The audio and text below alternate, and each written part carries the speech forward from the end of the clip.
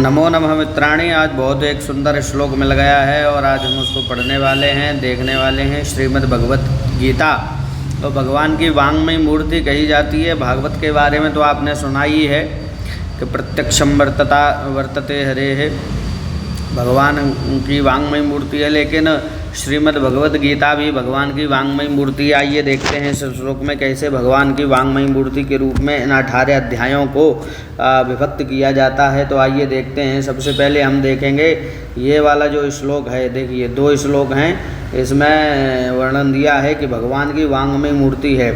तो देखिए जानते हैं कैसे।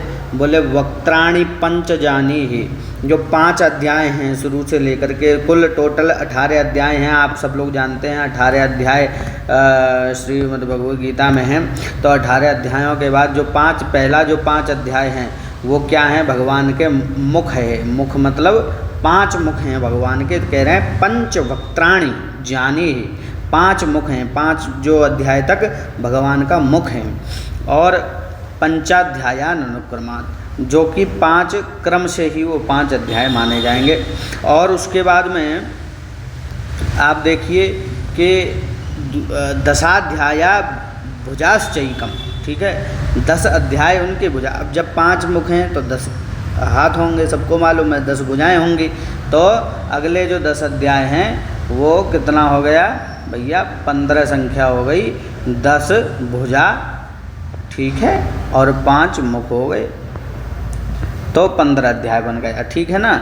और फिर कह रहे हैं भुजाश्च एकम उदरम, एकम उदरम, एक उदर है, यानी एक अध्याय और जिसमें जोड़ देंगे 15 में तो कितना हो गया? 16 अध्याय कितना हो गया? उदरम हो गया।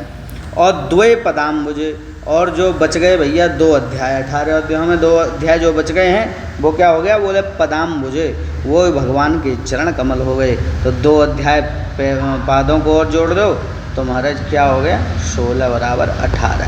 तो ये भैया 18 अध्याय भगवान की प्रत्यक्ष मूर्ति हैं। और इन अध्यायों का पाठ करना यानी भगवान के दिव्य वपु को पढ़ना, उनके दिव्य स्वरूप को जानना ही श्रीमद् भगवद गीता को पढ़ने का आश्रय है।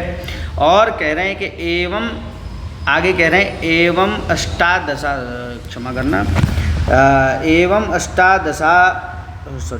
एवं अष्टादशाध्यायी वांग्मयी मूर्तिरीश्वरी, ये मूर्ति ही ईश्वरी है, साक्षात ईश्वरी भगवान की अष्टाध्यायी रूपी वांग्मयी मूर्ति है।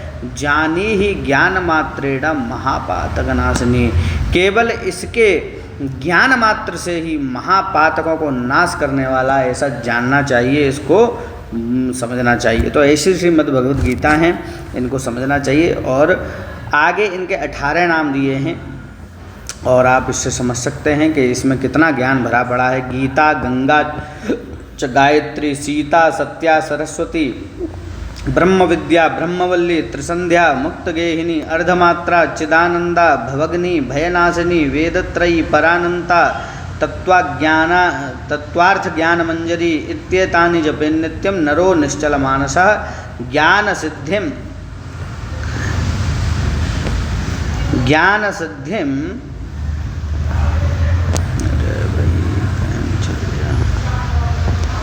तो ये ज्ञान सिद्धिम लभेत् शीघ्रम तथान्ते परमं पदम। तो इसके ज्ञान से ज्ञान सिद्धिम लभेत् शीघ्रम तथान्ते परमं पदम। कह रहे हैं कि इत्येतानि जपेन्, जो इन नामों को नित्य पढ़ते हैं, नित्य समझते हैं, वो क्या हो जाते हैं? बोले भैया वो हो जाते हैं निश्चल मानस, वो एकदम शुद्ध मानसिक वाले हो जाते हैं, निर्मल मन वाले हो जाते हैं। उनका मन बुद्धि चित्त अहंकार सब शुद्ध हो जाता है।